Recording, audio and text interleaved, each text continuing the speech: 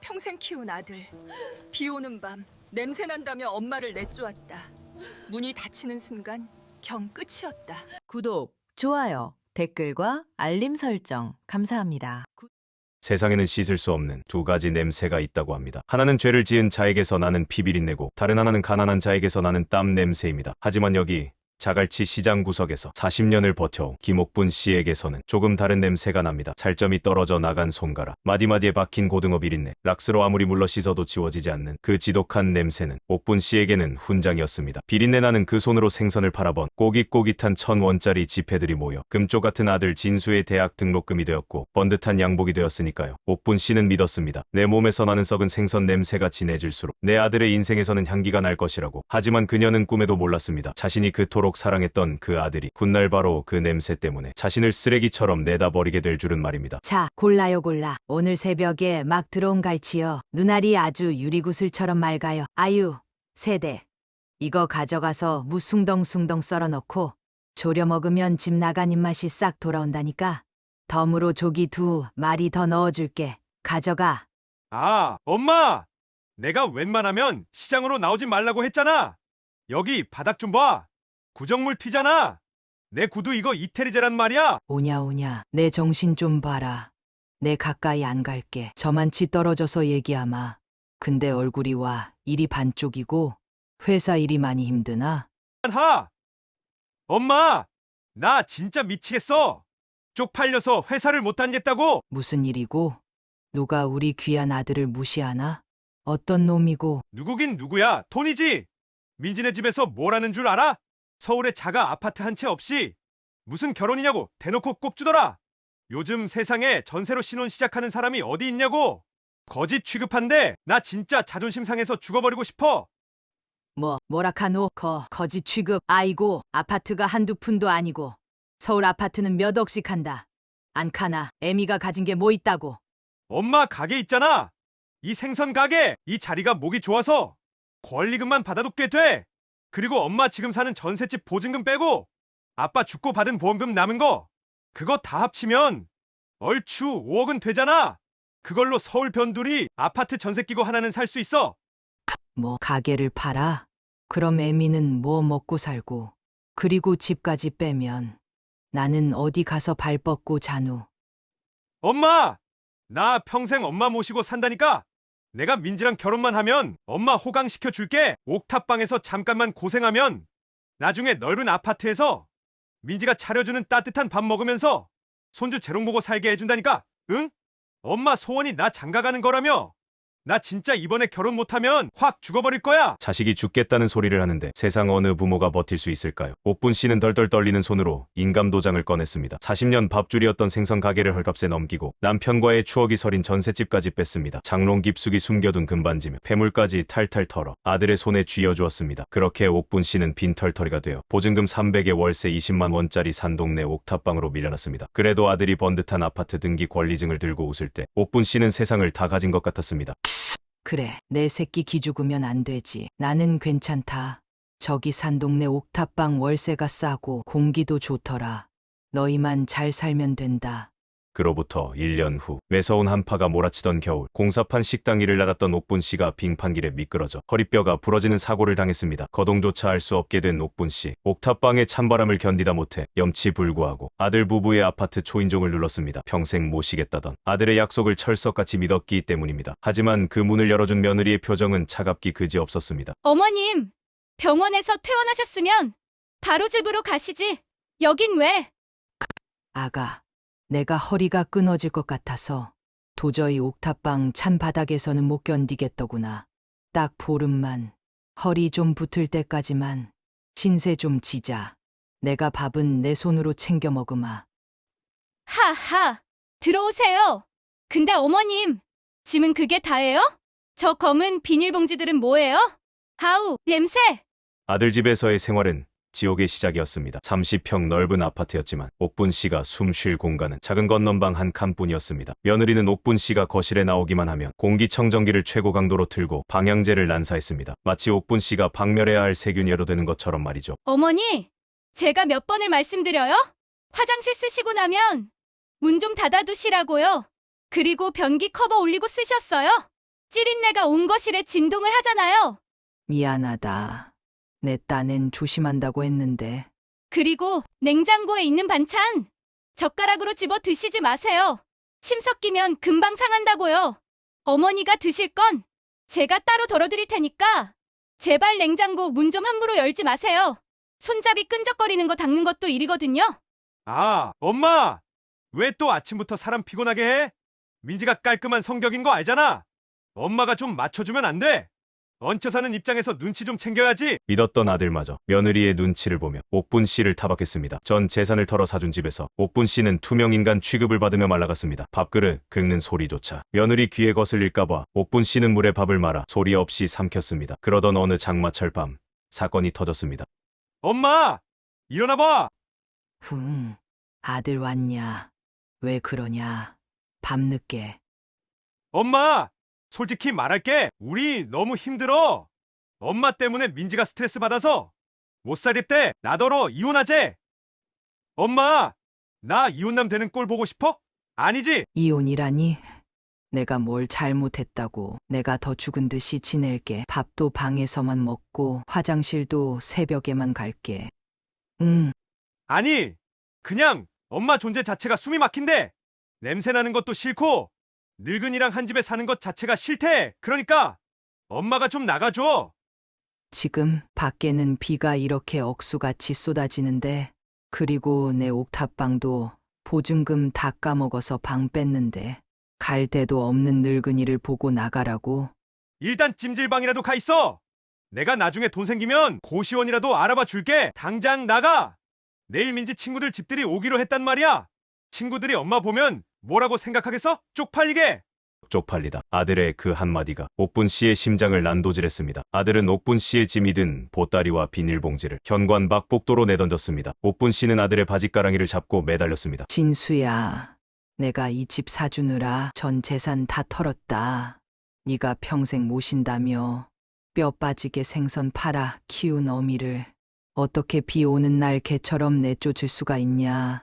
이 천벌 받을 놈아. 아, 누가 사달랬어? 엄마가 좋아서 사준 거잖아. 생색 좀 그만 내. 그리고 냄새 나니까 제발 좀 꺼져. 육중한 철문이 닫히고 도어락 잠기는 소리가 옥분 씨와 아들 사이의 인연을 끊어버렸습니다. 옥분 씨는 맨발로 차가운 아파트 복도 바닥에 주저앉았습니다. 건물 밖으로 쫓겨난 그녀의 위로 무심한 장대비만 쏟아졌습니다. 빗물인지 눈물인지 모를 것이 옥분 씨의 주름진 얼굴을 타고 흘러내렸습니다. 아이고, 아이고, 내 팔자야. 내가 호랑이 새끼를 키웠구나. 내 살 좀 떼어 먹여 키운 자식이 나를 쓰레기처럼 버리는구나. 해설. 안도 갈 곳 없이 빗속을 헤매던 옥분 씨가 쓰러진 곳은 옛 터전이었던 시장통, 그 중에서도 오랜 친구이자 국밥집을 하는 순자네 가게 앞이었습니다. 아니, 이게 누구여? 옥분이 아니냐? 세상의 꼴이 이게 뭐여? 물에 빠진 생쥐꼴을 하고 너 그 썩을 놈의 자식한테 쫓겨난겨. 순자야, 나 갈 데가 없다. 하룻밤만 채워주라. 내가 밥값은 설거지라도 해서 갚을게. 이 미친년아, 밥값이 문제냐? 지금 들어와. 얼른 들어와. 아이고, 몸이 불덩이네 불덩이여. 입이 거칠기로 유명한 욕쟁이 할머니 순자 씨였지만 마음만은 비단결이었습니다. 순자 씨는 옥분 씨에게 뜨끈한 국밥을 말아주고 자신의 안방 아랫목을 내어주었습니다. 그날부터 옥분 씨는 국밥집 주방 한구석에서 쪽파를 다듬고 양파를 까며 더부살이를 시작했습니다. 아들에게 수십 통, 수백 통 전화를 걸었지만 돌아오는 건 차가운 기계음뿐이었습니다. 아들은 옥분 씨를 버리고 전화번호마저 바꿔버린 것입니다. 몇 달 후 가을이 무르익어가던 어느 날이었습니다. 시장에 식자재를 사러 나갔던 옥분 씨는 건너편 백화점 앞에서 익숙한 얼굴을 발견했습니다. 아들 진수와 며느리가 양손 가득 명품 쇼핑백을 들고 희낙락하며 걸어오고 있었습니다. 옥분 씨는 반가움과 야속함이 뒤섞인 마음에 절뚝이는 다리를 끌고 미친 듯이 달려갔습니다. 진수야, 아가, 나다, 애미다. 어머, 여보, 저기 어머님 아니야? 세상에, 저 행색 좀 봐. 거짓골을 하고 쫓아오는데? 쉿! 조용히 해. 사람들 쳐다보잖아. 그냥 모른 척하고 빨리 가자. 진수야, 너 전화번호는 왜 바꿨냐? 애미가 얼마나 걱정했는지 아냐? 밥은 먹고 다니냐? 이봐요. 할머니, 누구세요? 저 아세요? 사람 잘못 보셨습니다. 저 할머니 아들 아니니까 저리 가세요. 냄새나게 진짜. 뭐라고? 사람을 잘못 봐? 네가 내 뱃속으로 낳은 자식인데 네가 나를 몰라? 아들은 옥분 씨를 벌레 보듯 털어내고는 며느리와 함께 고급 승용차를 타고 사라졌습니다. 멀어지는 차의 뒷공무니를 보며 옥분 씨는 멍하니 앉아 있었습니다. 그 순간 옥분 씨의 눈에서 흐르던 눈물이 멈췄습니다. 자식에 대한 미련, 사랑, 그리고 그 모든 감정이 차갑게 식어버렸습니다. 대신 그녀의 눈빛에는 서슬퍼런 도끼가 차오르기 시작했습니다. 그래, 너는 오늘부로 죽었다. 내 아들 진수는 죽었어. 계절이 바뀌어 눈발이 날리던 어느 겨울날 국밥집 문을 열고 검은 양복을 입은 점잖은 신사 2명이 들어왔습니다. 실례합니다. 여기가 김옥분 여사님이 일하시는 곳 맞습니까? 맞는디요. 옥분아, 손님 오셨다. 근데 누구슈? 우리 옥분이 빚보증 선거 없는데 빚쟁이면 당장 나가셔. 아닙니다. 안녕하십니까? 저는 로펌에서 나온 박 변호사입니다. 김옥분 여사님께 아주 기쁜 소식을 전해드리러 왔습니다. 기쁜 소식이라니요? 난 더 이상 잃을 것도 없는 늙은이요. 여사님, 혹시 30년 전에 사별하신 남편분 명의로 되어 있던 경기도 파주의 야산 기억하십니까? 여사님이 상속받으셨지만 맹지인데다 돌산이라 팔리지도 않아서 세금만 낸다고 골치 아파하셨던 그 땅 말입니다. 아, 그 몹쓸 땅? 불안 포기 안 자라는 그 돌산 말이오? 그거야 잊고 지낸 지 오래지. 축하드립니다. 이번에 정부에서 발표한 수도권 광역급행철도 밑신도시 개발지구에 그 땅이 정중앙, 그것도 상업지구 핵심지로 확정되었습니다. 뭐요? 신도시. 네. 토지 보상금만 약 32억 원이 책정되었고요. 추가로 신도시, 내상가 분양권 2개, 아파트 입주권까지 나오게 됐습니다. 지금 당장 현금화하실 수 있는 상태입니다. 30억 옥분아. 너 들었냐? 30억이란다.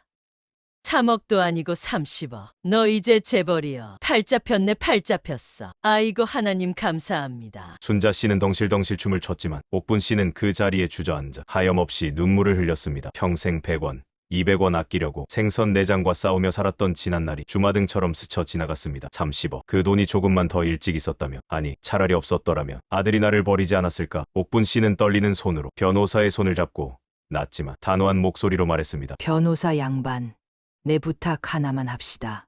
오늘 당장 아주 중요한 서류를 하나 만들어야겠소. 아주 잔인하고도 확실한 서류 말이오. 돈 냄새는 시체 썩는 냄새보다 더 빨리 퍼지는 법입니다. 뉴스에 대문짝만하게 난 개발 소식을 듣고 연락 두절이었던 아들 진수와 며느리가 국밥집으로 한달음에 달려왔습니다. 엄마! 아이고, 어머니! 제가 왔습니다.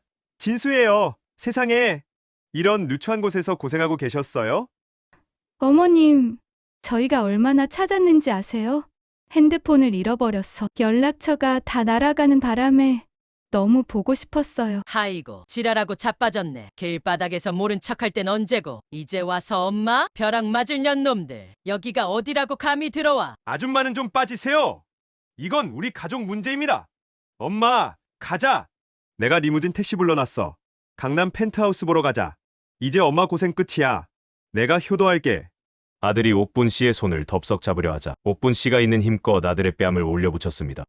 자 하는 둔탁한 소리와 함께 식당 안에 정적이 흘렀습니다. 가족, 효도, 지나가던 개가 웃겠다. 누가 네 가족이냐? 엄마, 왜 그래? 때려도 맞을게. 엄마 화난 거 다 알아. 일단 집에 가서 얘기해. 그 보상금 30억. 엄마 혼자 관리 못해. 사기당하기 딱 좋아. 내가 증권사 다니는 친구한테 말해서 100억으로 불려줄게. 응? 옥분 씨는 차가운 눈빛으로 변호사에게 신호를 보냈습니다. 변호사가 두툼한 서류 봉투를 꺼내 아들 면전에 던졌습니다. 받으시죠. 김옥분 여사님이 작성하신 친자 관계 단절 및 접근 금지 가처분 신청서입니다. 그리고 이건 전 재산 사회 환원 및 증여 공증 서류고요. 뭐, 기부? 미쳐서? 엄마, 노망 났어? 그 돈이 어떤 돈인데 생판 남한테 기부를 해? 나한테 줘야지. 내가 하나뿐인 핏줄이잖아. 법적으로 내가 상속 1순위라고. 핏줄. 내 핏줄은 그 비오던 날 밤 네 놈이 나를 빗속으로 내던질 때 다말라 비틀어졌다. 그리고 길거리에서 나보고 모르는 사람이라며? 그래, 네 소원대로 해주마. 넌 이제 나한테 모르는 사람이다. 남보다 못한 놈이지. 어머니, 제가 잘못했어요. 한 번만 용서해 주세요. 사실 저희 빚이 많아요. 어머니, 돈 믿고 이번에 강남 아파트 무리하게 대출받았단 말이에요. 이자 못 내면 저희 경매 넘어가요. 길바닥에 나앉는다고요. 잘 됐구나. 너희도 한번 땡전 한 푼 없이 길바닥에 나앉아 봐야지. 그래야 집 귀한 줄 알고 부모 귀한 줄 알지. 내 돈은 10원 한 장 빠짐없이 고아원과 양로원에 기부한다. 그리고 남은 건 남은 건 옥분, 따뜻함. 내가 쓰러졌을 때 유일하게 따뜻한 밥 한 끼 먹여준 내 친구 순자한테 다 줄 거다. 가게 확장하고 편하게 살라고 줄 거다. 꼬우냐? 억울해? 말도 안 돼. 이건 무효야. 소송할 거야. 내 돈 내놔. 변호사 양반, 뭐 하시오? 영업 방해로 경찰 부르시오. 그리고 이 인간들, 다시는 내 눈앞에 띄지 않게 처리해 주시오. 들었지? 나가 이 도둑놈들아. 너네 줄 돈 없어. 에이, 재수옴부터 써. 엄마! 안 돼! 엄마! 한 번만 살려줘! 건장한 경호원들에 의해 질질 끌려나가는 아들과 며느리의 절규가 시장 통저편으로 멀어져 갔습니다. 들리는 소문에 의하면 아들은 빚더미에 앉아 신용불량자가 되어 공사판을 전전하고 있고 며느리는 위자료도 못 받고 도망갔다고 합니다. 옥분 씨는 어떻게 됐냐고요? 그녀는 약속대로 대부분의 돈을 기부해 김옥분 장학재단을 만들었고 친구 순자 씨와 함께 최고급 크루즈 여행을 떠났습니다. 40년 묵은 비린내 나는 옷을 벗어 던지고 화려한 드레스를 입은 옥분 씨. 그녀의 얼굴에는 더 이상 그늘이 없었습니다. 진정한 효도는 자식이 아니라 돈이 해준다는 슬픈 진실을 깨달은 채 말이죠.